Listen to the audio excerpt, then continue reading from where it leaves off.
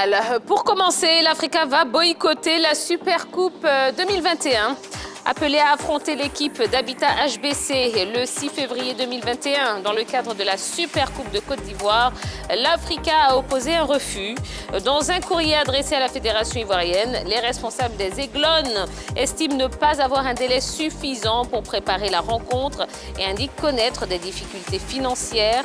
C'est donc le national HBC qui remplace l'Africa après que Tia Salé HBC a également dit non à la fédération. Alors Tia, c'est une mauvaise nouvelle pour l'Africa et pour le handball ivoirien. Alors selon le président Paul Gogua, président chargé du handball, par rapport aux précédentes éditions, il y avait 2 mois de préparation avant la Supercoupe, ce qui n'a pas été fait. Et maintenant, par rapport aussi au plan financier, l'Africa se trouve aussi dans des difficultés puisque pour les entraînements, selon le président, il faudrait débourser 55 000 francs CFA par handballeuse pour les entraînements, ce que l'Africa ne réussit pas à faire. Donc, ils ont demandé carrément que la date de la Supercoupe soit plutôt repoussée, ce que les organisateurs de la Supercoupe n'ont pas pu faire. Donc, ça sera sans l'Africa.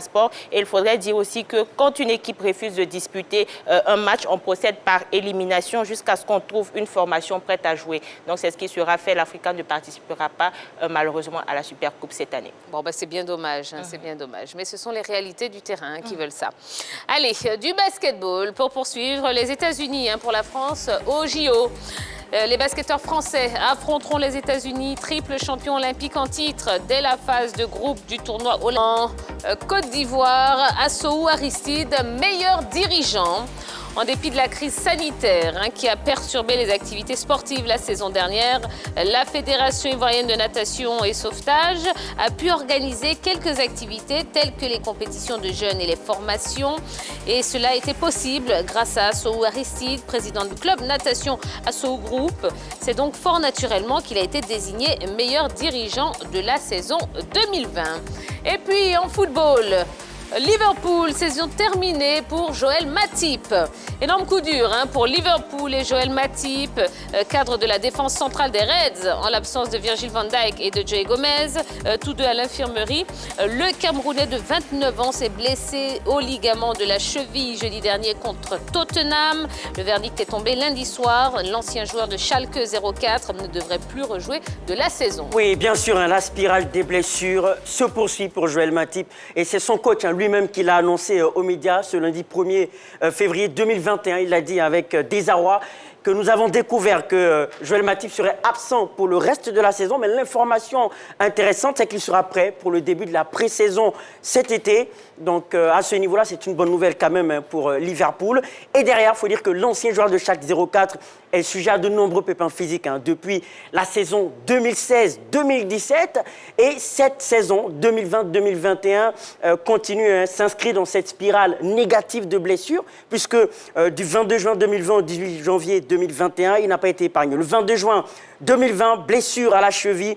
1 mois et 9 jours d'indisponibilité. Le 13 septembre 2020, élongation musculaire de la cuisse. 1 mois et 3 jours d'indisponibilité. Du 14 décembre au 20 décembre, c'est une blessure au dos qui l'éloigne des terrains.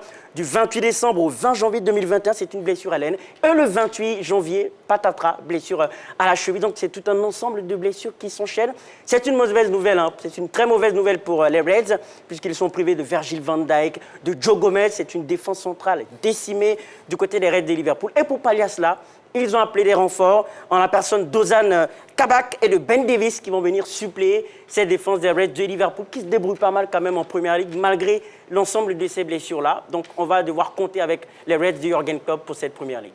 Voilà, très bien. Allez, à Marseille, Villas-Boas, mise à pied. Dans un communiqué, l'Olympique de Marseille annonce la mise à pied à titre conservatoire d'André Villas-Boas. Cette décision conservatoire indique que le club est devenu inévitable compte tenu de la répétition récente d'agissements et d'attitudes qui nuisent gravement à l'institution olympique de Marseille et à ses salariés qui la défendent quotidiennement. Plus tôt, en conférence de presse, le technicien portugais avait annoncé avoir déposé déposé sa démission. Oui, André Villas-Boas écope d'une mise à pied de la part des dirigeants de l'Olympique de Marseille dû à sa démission à la tête de l'encadrement technique de cette formation. Les dirigeants phocéens souhaiteraient mener des investigations pour d'éventuelles, sanctions contre le coach portugais. Ils ont estimé que sa sortie était malencontreuse. Ils ont estimé aussi que ses propos envers Pablo Longoria, qui est le directeur général chargé du football de l'Olympique de Marseille, étaient inacceptables. On sait tous que Villas-Boas a démissionné suite au transfert d'Olivier Ncham, qui n'avait pas approuvé, il n'était pas d'accord avec la politique sportive du club marseillais. Et donc, il a même jugé que ce club-là a déjà vécu 2 ou 3 ans de n'importe quoi, de l'aspect des transferts. Et puis, ce qu'il faut savoir, c'est que ces propos-là, je les trouve quand même durs, très forts. Et d'ailleurs, dans la foulée, on a Bernard Tapie, ancien dirigeant de l'Olympique de Marseille au début des années 90, qui a aussi fait une sortie en demandant la démission de Jacques-Henri Hérault. Ça fait beaucoup pour cette journée du mardi en ce qui concerne l'Olympique de Marseille. Et on s'interroge sur la décision que va prendre le propriétaire du club, Franck Marcotte. Ce qui est certain, c'est que Boas partira parce qu'il a déjà annoncé sa démission. Cependant, la question qui subsiste, qui pour le remplacer? On annonce le technicien italien Maurizio Sarri. Cependant, dans la foulée, il va falloir trouver au moins un intérimaire pour le remplacer. On parle de Nasser Laguette, qui est le responsable du centre de formation de l'Olympique de Marseille. Il sera, aidé dans sa tâche par celui qui est l'entraîneur de la réserve de l'Olympique de Marseille, qui est Philippe Aziani. Et il sera aussi accompagné, lui, par Maxence Flaches, qui est son adjoint. Cependant, ce qu'on peut savoir sur le bilan cette saison de André Villas-Boas à la tête de l'Olympique de Marseille, après 20 matchs disputés en Ligue 1 de France, c'est quoi? 9 victoires, 5 nuls, 6 défaites, 27 buts marqués pour 22 encaissés, 32 points enregistrés pour une moins honorante place de 9e. Il faut dire tout simplement que l'équipe de Marseille ne se porte pas bien et André Villas-Boas a décidé de claquer la porte. Et oui, et c'est dommage et ça ne va pas plaire vraiment aux supporters marseillais. Ouais. Ouais, c'est pas top à ce moment de la saison. Mais bon. Ce sont des choses qui arrivent et la saison est encore longue. Il reste encore pas mal de journées. Donc, Marseille a le temps de se refaire quand même. Ouais. On espère que ça va bien se passer. Allez, on termine avec cette information. Fofana Datro qui préfère Molde. Annoncé à Angers, c'est finalement le club norvégien de Molde qui a choisi l'Ivoirien. Il s'est engagé pour 3 ans. Un coup dur pour Abidjan City FC qui a espéré frapper un grand coup avec ce joueur qu'il a bichonné pendant des années. C'est le dénouement d'une histoire qui a récemment animé quand même l'actualité sportive du côté de la Côte d'Ivoire, le transfert de Fofana David Datro qui finalement se concrétise à Molde FK, annoncé comme vous l'avez dit en France, plus précisément du côté du SCO d'Angers.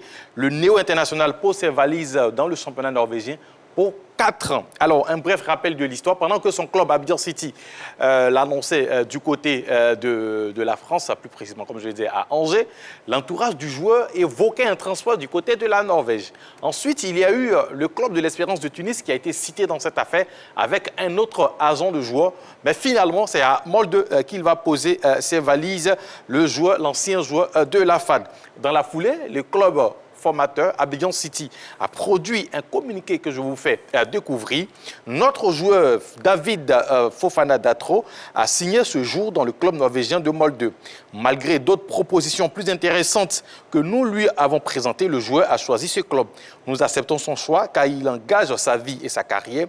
Nous, Abidjan City FC, sommes avant tout un club formateur et souhaitons l'épanouissement de nos jeunes joueurs. Nous attendons cependant que les droits envers notre club soient respectés et nous mettons en œuvre toutes les procédures fédérales et juridiques qui s'imposent. Au début, j'évoquais le dénouement d'une affaire, mais apparemment, ce n'est pas terminé. Ah ben non. Parce que Abidjan City compte aller jusqu'à recevoir, jusqu'à rentrer, je dirais, dans ses fonds en ce qui concerne les droits qui lui reviennent. C'est ça. On va dire tout simplement que ce transfert-là est digne d'un film hollywoodien, parce que selon la petite... Babywood. On va dire Babywood, parce que selon nos informations, il est passé par le Ghana pour obtenir son visa pour rejoindre la Norvège. Par le Ghana, puisque la représentation doit être au Ghana. Bien sûr. Voilà, c'est ça. Les Norvégiens n'ont pas de représentation en Côte d'Ivoire. Ne commencez pas à créer des suspens. Non, non, non. Il est passé par le Ghana pour prendre son visa parce que la représentation diplomatique de la Norvège se trouve au Ghana. Voilà. Attention, hein, attention. Allez, ben en tout cas, bonne chance à lui dans son club de Molde. Bien sûr, voilà. bien sûr, bien Et sûr. on suivra l'évolution de sa carrière. Voilà. Allez, je vous rappelle les deux questions pour lesquelles vous pourrez nous appeler au 00225 27 21 59 93 99. Voilà, c'est inscrit en bas de votre écran. 00225 27 21 59 93 99. La première, que pensez-vous de la démarche du comité de normalisation? Et puis la deuxième, eh bien, quelles sont les deux équipes que vous voyez en finale du CHAN 2020, puisque demain mercredi, les demi-finales auront lieu. Et justement, eh bien, la grande team vous proposera un plateau d'avant-match à partir de 18h30, puisque nous vous proposerons le match Maroc-Cameroun. Voilà, donc un grand rendez-vous à suivre sur la 3. On va passer à la suite. C'est l'heure du focus de ce soir.